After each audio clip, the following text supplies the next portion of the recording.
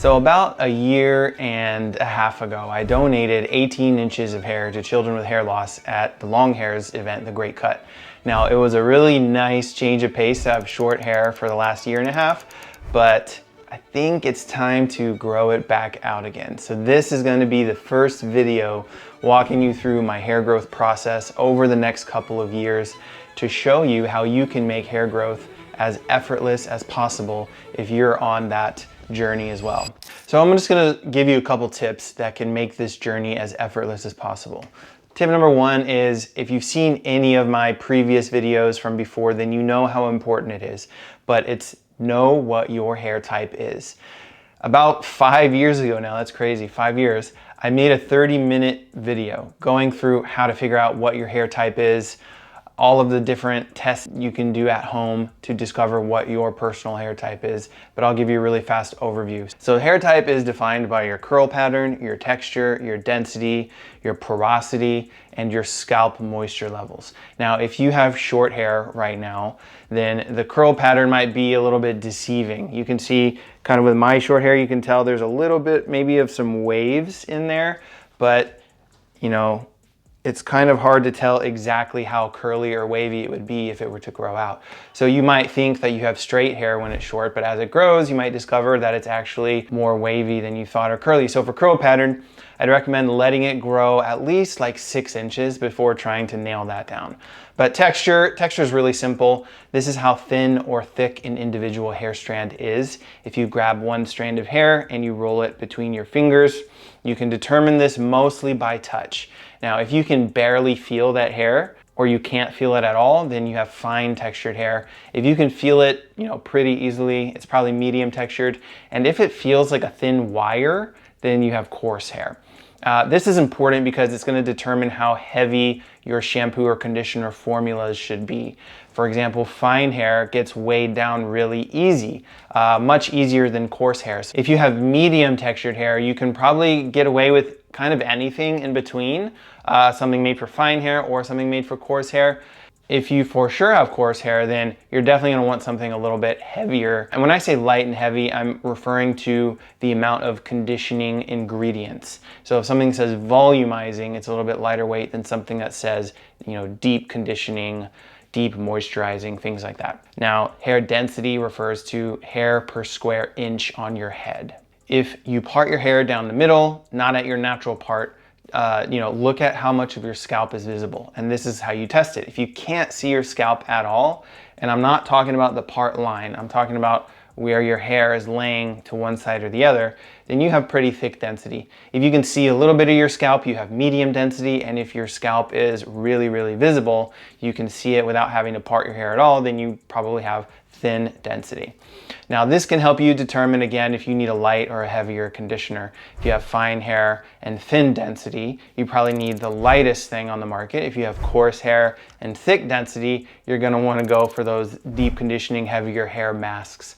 Now, I have fine textured and thick density, so I'm kind of in this in-between thing where I'll use a volumizing shampoo, but I might use a conditioner that's a little bit heavier just to account for the more hair per square inch on my head. So something that says nourishing or hydrating. So porosity basically refers to damage to your cuticle, which is the outer layer of your hair. But genetics could also play a role. High porosity hair struggles to retain moisture because you have damaged cuticles. That's broken cuticles. So when you're putting nourishing products in your hair or you're putting water in your hair, it might get absorbed easily, but then it escapes easily because your cuticle is not holding it in.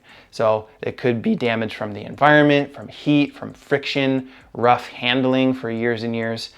Something to look at to fix this would be bonding products that help repair the keratin in your hair, hair masks that really hydrate your hair, and something that just basically says bonding, repairing. Look for those types of words.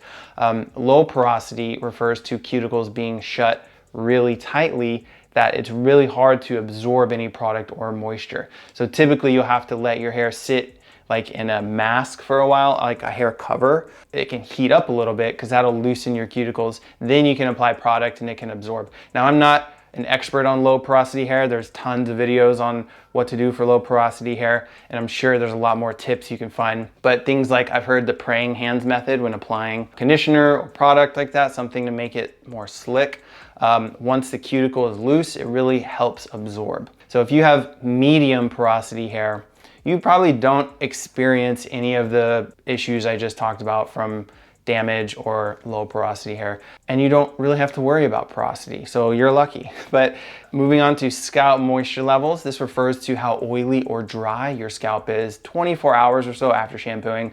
If your scalp gets super oily a day after you shampoo, you could say you have an oily scalp. You might need to shop for a stronger shampoo formula, something with maybe an anionic surfactant or something with a little bit more percentage of surfactant in it. Now remember, shampoo, this is mainly for your scalp first and your hair second.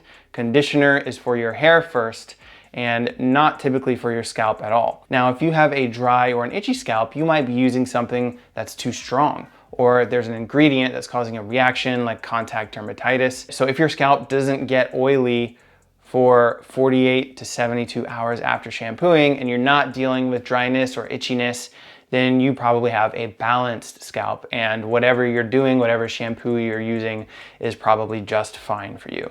Now, I know that was a lot of info on hair type. You might be asking, how do I put it all together?